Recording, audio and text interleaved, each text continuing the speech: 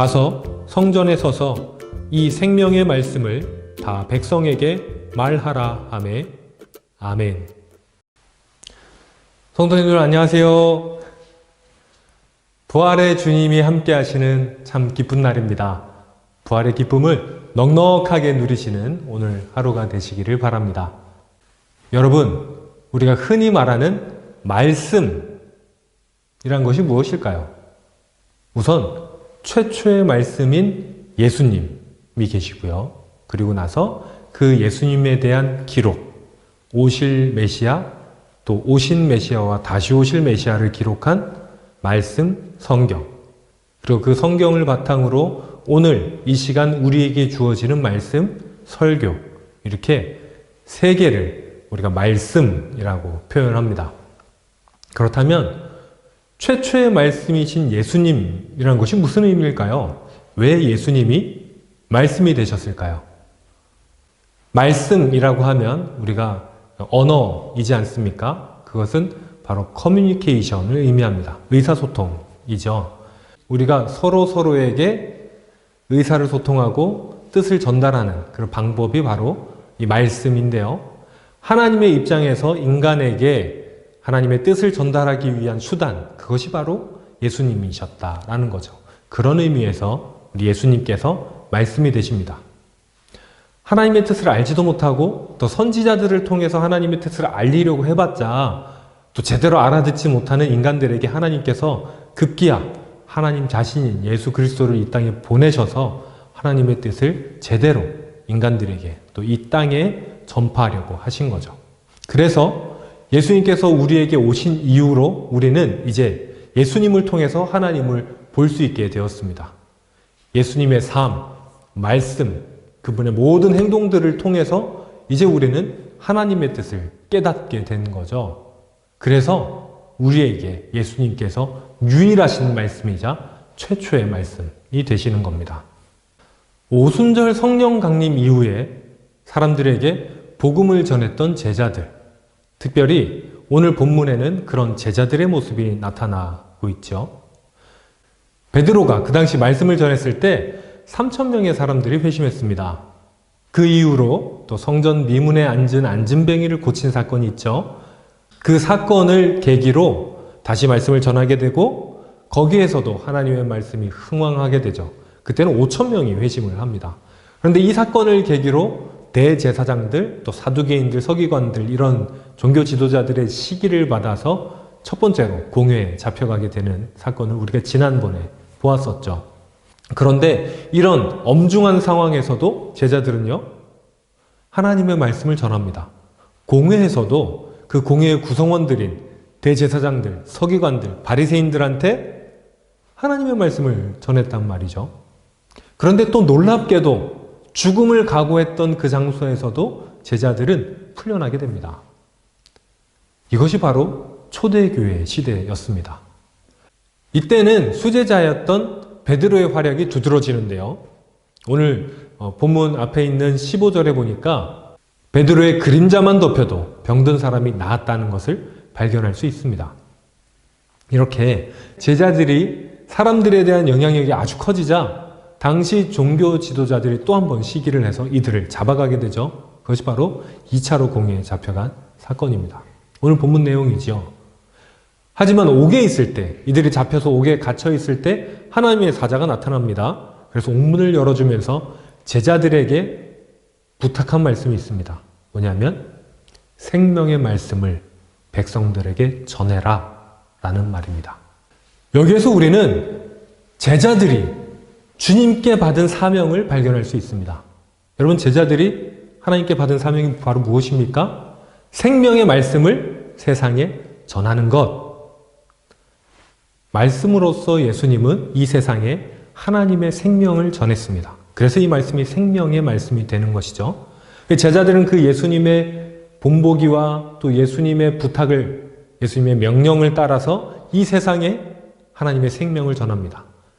죽음이 가득한 이 세상에, 어둠으로 가득한 이 세상에 생명과 빛을 전하는 사명을 지닌 사람들이 바로 제자들이었죠.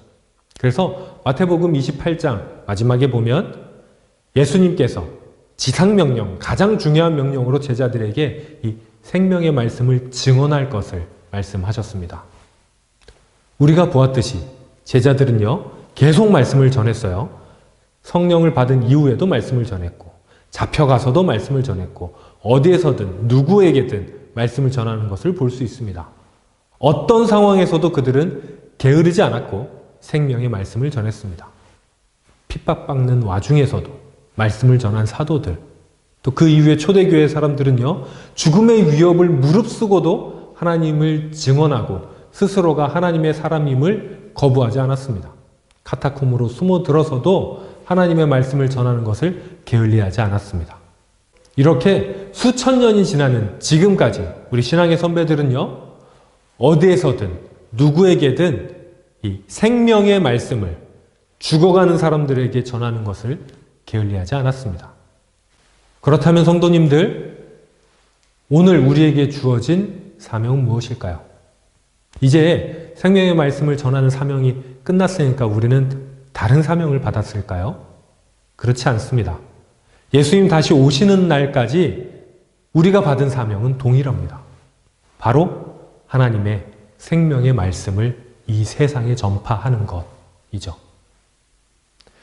여러분, 요즘은요, 코로나 바이러스로 인해서 사실 참 어려운 시기입니다. 여러 가지로 어렵지만 특별히 하나님의 말씀을 전하는 사명을 받은 우리에게는 더욱 어려운 시기입니다.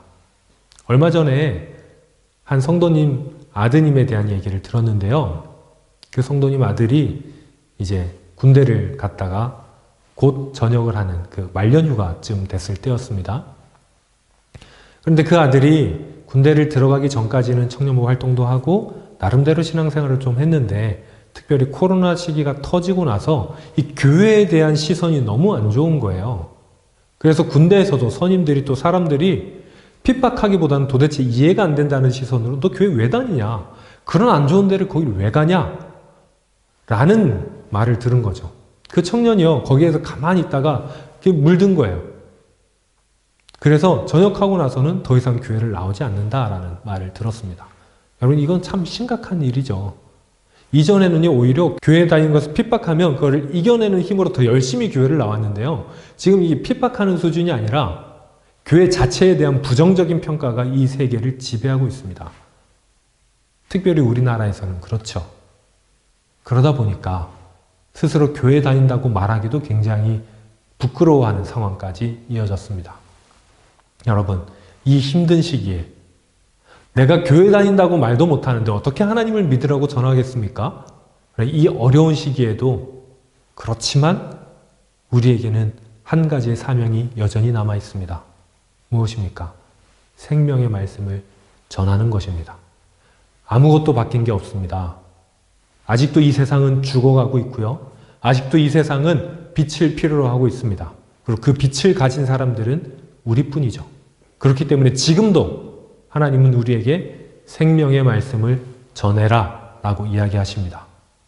사랑하는 성도님들, 어려운 시기이지만 우리 주변에 작은 빛을 나누지 않겠습니까? 우리가 어제 부활주의를 맞이했습니다. 부활로 인해서 예수님은 큰 빛을, 이 세상을 모두 환하게 비출 만한 그 빛을 우리에게 주셨죠. 이제 우리도 어려운 시기이지만 어둠 가운데 그 작은 불빛이나마 함께 나누시는, 그래야여서 예수님이 주신 그 부활의 불빛이 이 세상 구석구석을 다 비출 때까지 하나님의 사역에 동참하시는 우리 성도님들이 되시기를 주님의 이름으로 축원합니다. 기도하겠습니다. 사랑하는 하나님, 참 어려운 시기이고 참 힘든 시기입니다. 특별히 하나님을 믿는다 말하기도 부끄러운 참 이 어려운 시기에 우리가 처해 있는 것 주님 아시지요. 그렇지만 하나님, 우리에게 부활의 소망과 기쁨을 주신 그 예수님으로 말미암아 저희가 다시 한번 일어서기를 바랍니다. 일어서서 빛을 비추고 주님의 그 빛을 이 세상에 비추고 죽음으로 물들어가는 그들에게 생명을 전달할 수 있는 우리 모든 하나님의 사람들이 되게 하여 주옵소서. 예수님의 이름으로 기도합니다. 아멘.